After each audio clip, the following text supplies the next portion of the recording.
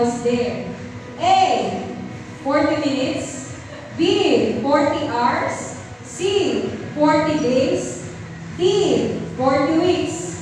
Ulitin ko. After Jesus was baptized, he was led by the Spirit into the wilderness. How long did Jesus fast while he was there? A. 40 minutes. B. 40 hours. C. 40 days. D. 40 weeks.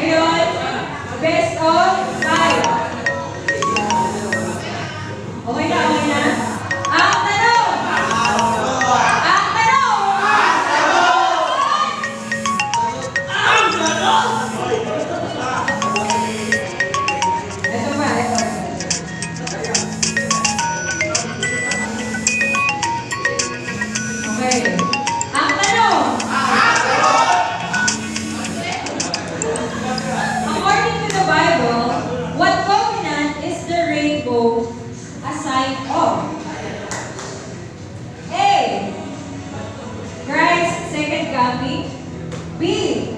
God will give Abraham more descendants than can be counted. C. God will one day send burning sulfur down like a rain on the earth. D. God will never again send a flood to destroy the earth. Ang tanong!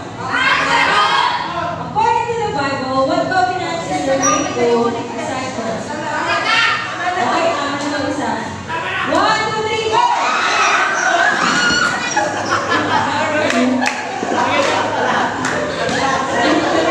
Kayo talaga magkapatid ka! Walang tulangan. Wala saan yung team? Bakit si kayo? Bakit tatlo na lang? Ito tamang sagot. Okay. Ang tamang sagot ay D. Ana, naliligaw nyo kasi bata mo. Ang promise na magaling ng Sulfur. sabi mo, ano? Sulfur. Tinawag naman to from burning sulfur.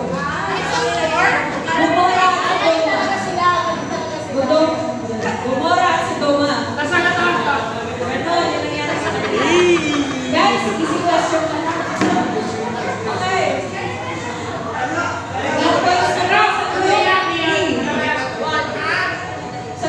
sa group 2. Okay.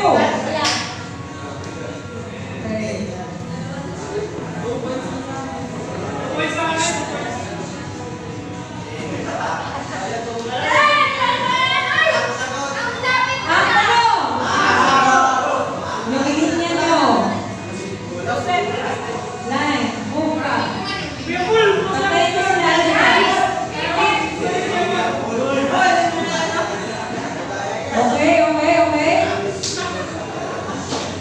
Ang tanong! Sabihin ko na lang, babasahin. Nakikinig ng matigil. What did Moses' mother use to make the basket in which she placed baby Moses? A. Reeds. B. Wood. C. Bamboo. D. Fig leaves. Ano ang ginamit ng nanay ni Moses na gawin siya ng A. Reeds. B. Wood. C. Bamboo. D. Fig leaves. One. Wala pa. One. There you go. 1, 2, 3, go! Is that your final answer? Okay,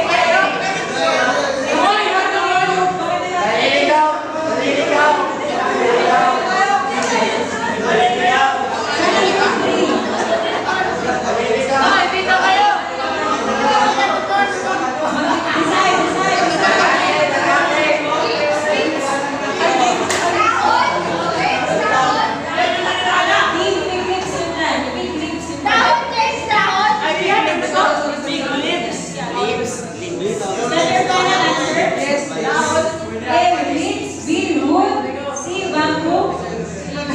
Fig leaves. Lips yan, lips. Ito na naman ako. Tama yun, tama tayo. Tama tayo, tabi. Sige, bibigyan ko kayo ng ano? One. Ako na! A, B, C, D. Yung choices lang. Choices lang. Choices lang. Sige, bigay ko na. Ang tamang sagot ay A.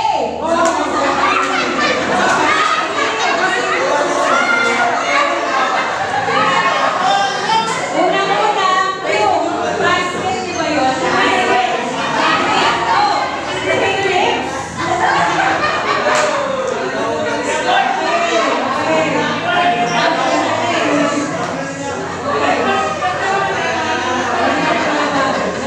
Ang points ay group one, 0, 0. Group two, 1. Sige, ito.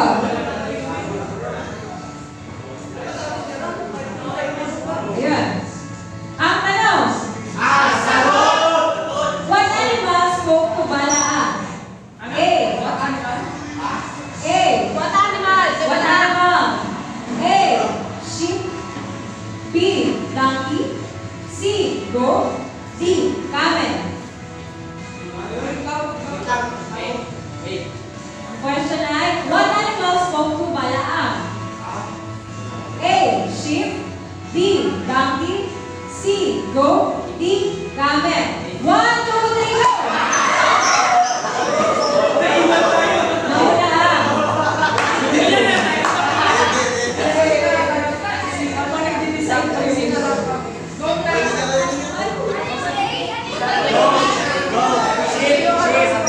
Okay, ang tamang sagot ay B. Tama. 1.4, group 2.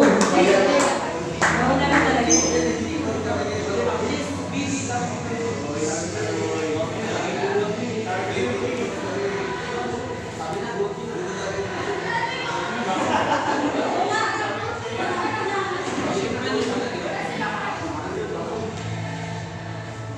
Ito. Ang tanong. Who is the author of the book? Who is the author of the book of Galatians? B. Galatia. A. Galatia. B. Peter. C. Paul. D. James. 1, 2, 3, go! Walang sila na buhay. Tingnan lang. Ayan. Okay, tamang sagot ay C. Nauna sila kasi si Angelo may kasalanan.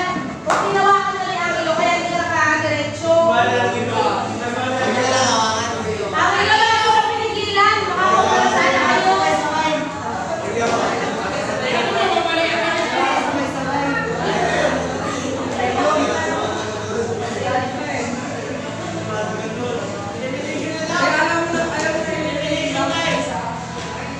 Okay. 2, 1, 0. Ang tanong. C, kayo? Si Paul na yan eh. Okay. Ang tanong.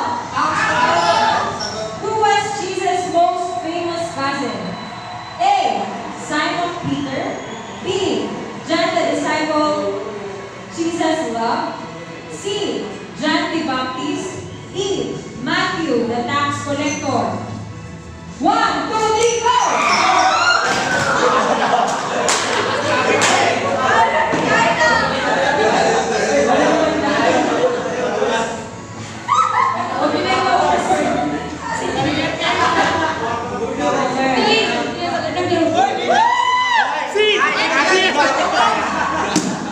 Ano ba yan?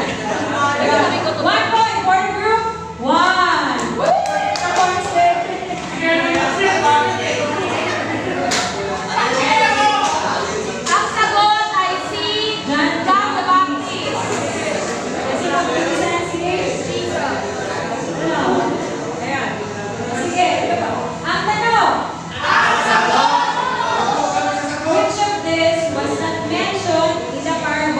of Good Samaritan?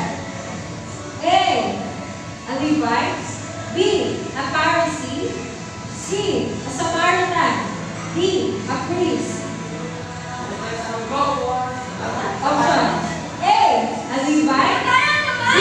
A Pharisee. C. A Samaritan. Wala pa. D. A priest. 1, 2, 3, go! Anong group yan? Dito tayo, Kuya Paul. Ay, maniwala kayo. Ginamit ko tayo. Bakit hindi ako okay. Bibigyan namin sila ng score. Saan ang group 1? Pharisees, please dumaan. Levites, dumaan. Group 3. Samaritan, hindi namin Ang tamang sagot ay B. A Pharisee. Levite lang, Samaritan, Patayin niyo yung sounds para... yung songs ka lang. Pili ko pa ustedo. Hindi na ano Pharisees, walang Pharisees sa kayo. Walang Pharisee sa kwento. Ayun. Ayun. Kaya pala. Yung sounds na laksan nyo sa effects. Ano? Bakit pausap mo? Ayun. Sige. Sinarili ko kanina sila. Ayusin mo na. So, 3, 2, 1. Last 2 na lang. Pag may naka-5 na.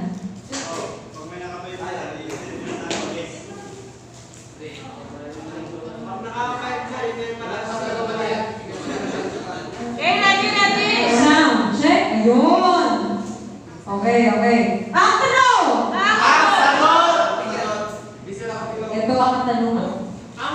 Jesus healed the mother-in-law of which disciple? A. Thomas. B. Peter. C. Andrew. D. Philip. Jesus healed the mother-in-law of which disciple?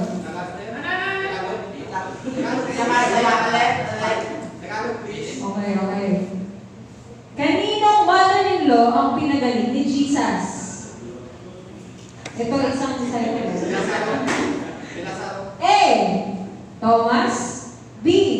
Peter. C. Andrew. D. Philip. 1, 2, 3, go!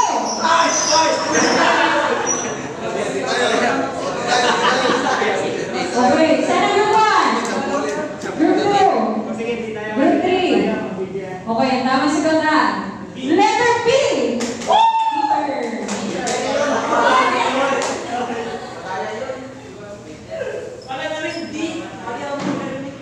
Okay. 2, 2, 3. Wow! Nakakabot. Ayun. Ang tanong, Ang sagot. what was the name of King David's father? A. Jethro. Uy, nasaan yung line nyo? Line. Ulitin ko. Nasaan ang line nyo? Pantay. Okay. Ang tanong, Ang sagot. what was the name of King David's father? A. Jethro. B. Jesse. C. Jesus. D. Jehu. Oops. 1. A. Jethro. B. Jesse. C. Jesus. D. Jehu. 1, 2, 3, go! Haba. Ano? Yes. Group 1. Group 1 na ulit. Sige. 3 points for... 1. Wow! Kanina! Huli. Wala! Okay!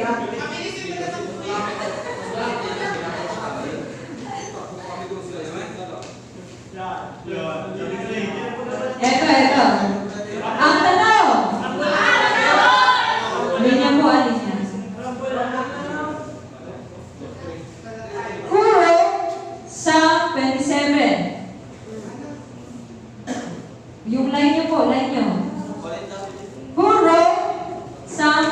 23. Tuloy. Who wrote Psalm 23? A. Solomon. B. David. C. Asa. D. Moses. 1, 2, 3, go!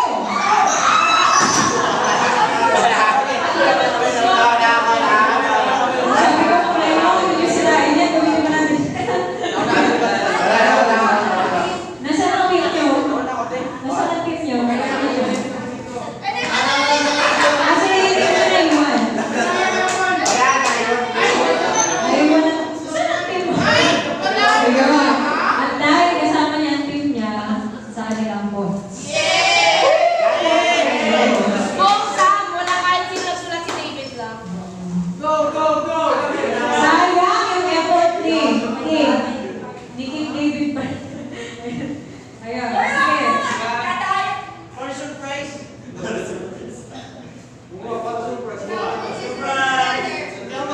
Okay, last question na to. Kung makuha Eh, City pa rin ako. So, sige. In the book of Revelation, John was instructed to write down what he saw and send it to how many churches that are in Asia. Okay? How many that are in Asia? Ulitin ko po. In the book, ulitin yung tanong. In the book of Revelation, John was instructed to write down what he saw and send it to how many churches that are in Asia. A. 1. B. 3. C. 5. D. 7.